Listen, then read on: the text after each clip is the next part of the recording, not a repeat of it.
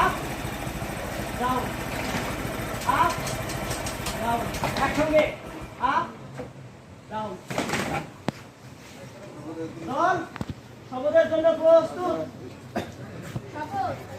আমি শপথ করিতেছি যে মানুষের সেবায় এত ধীরে হবে। দেশের প্রতি অনুগত থাকিব। দেশের একতা ও সংহতি বজায় রাখিবার জন্য